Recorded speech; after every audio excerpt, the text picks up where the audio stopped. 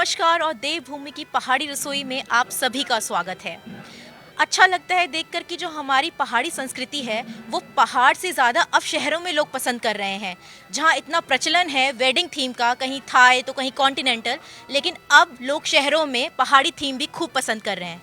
आज हम ऐसी ही शादी में हैं जहाँ का पूरा थीम पहाड़ी बेस्ड है, खाने से लेकर म्यूजिक तक सब कुछ पहाड़ी बेस्ड है। चलो अब देख दे यक ब्यो में क्या क्या छ बण्यो। तो यक जो छ आलू और मूला की सब्जी छ, इवावा यक कंडाली को साग भी हाथ में लग दी था झस और पेट में जानी था आनंद। यूँ छ यक फाणु गैथा की दाल को।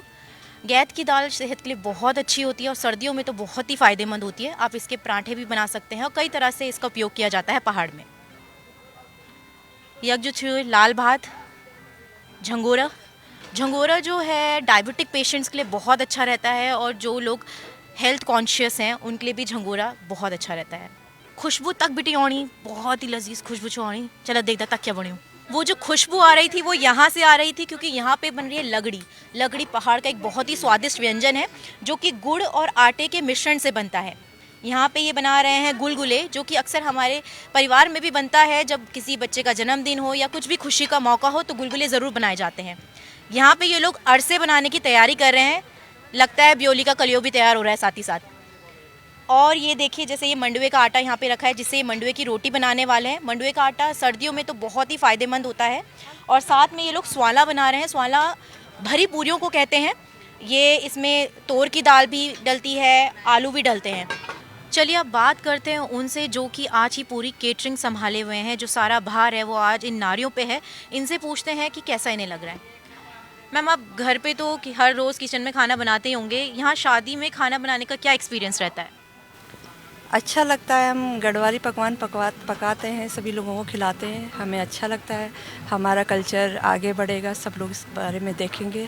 बहुत अच्छा लगता है हमें। ये बहुत अच्छी बात है कि आप घर से बाहर निकल के लिए अपने लिए स्वयं एक रोज़गार पैदा कर रहे हैं।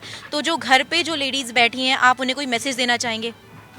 हाँ, अपने घर के कामकाज के साथ साथ बाहर के भी काम करना अच्छा लगता है और इसमें घर वालों को भी मदद मिलती है। और बाहर निकलना कोई बुरी बात नहीं है। अच्छे काम में कोई शर्म नहीं है। चलिए अब बात करते हैं राजेश खुखशाल जी से जिन्होंने ये सारा अरेंजमेंट किया हुआ है। क्या आइडिया था उनका इस तरह से पहाड़ी रसोई को शादियों में भी इंट्रोड्यूस कराने का? आपका स्वागत है देवभूमि डायलॉग में। धन्यवाद मैडम। सर ये जो पहाड़ी कॉन्सेप्ट आपने यहाँ शादी में रखा है, कैसे आपको आइडिया आया कि शादियों में भी ये पहाड़ी कॉन्सेप्ट होना चाहिए?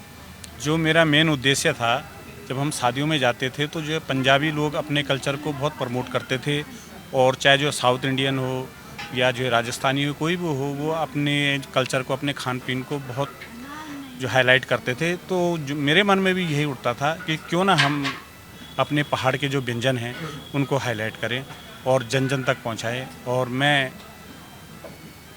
जो इसी उद्देश्य से आज जो है कि मतलब कैटरिंग के वो जो है अपने खुखसाल कैटरिंग के माध्यम से अपने खुखसाल जी की रसायन, जिसमें हमारे पहाड़ी व्यंजन बनते हैं पूरे, उसमें जो है कंडाली के साग हो गया, फाणू हो गया, चैंसो हो गया, थिंचोड़ी हो गया और कई व्यंजन है, झंगोरा है, मंडुए की रोटी है, तोर की भरी रोटी है और जो है कि अरसा हम लोग लाइव बनाते हैं, गर्मा गर्म घी के साथ खिलाते हैं लोगों को। और झंगोरे की खीर, लगड़ी हो गई और जो है कि आपके गुलगुले हो गए, स्वाले हो गए और जो काफ़ी जो है हमारे व्यंजन हैं जिन्हें हम जो है कि देश के अलग अलग शहरों में पहुंचाते हैं। और हमारा मेन उद्देश्य है जो आने वाली पीढ़ी है उनको इनसे रूबरू कराएं, जिससे कि कहीं ये ना हो कि केवल किस्से और कहानियों में ये चीज़ें रह जाए।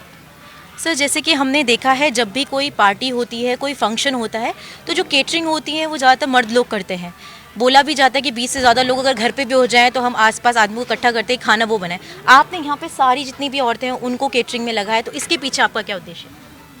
मेरा मेन उद्देश्य ये है कि जब हम लोग घर में अपनी माँ, बहन या बेटी के हाथ से जब हम जो खाना खाते तो मुझे जो स्वाद उनके हाथ में लगता था, मेरा मेन उद्देश्य ये था कि मैं जो है शादियों में भी अपनी जो बहनें हैं या माँ हैं हमारी, जो भी जो है उनके द्वारा ही मैं जो है कैटरिंग में उन लोगों के द्वारा ही खाना बनवाऊँ।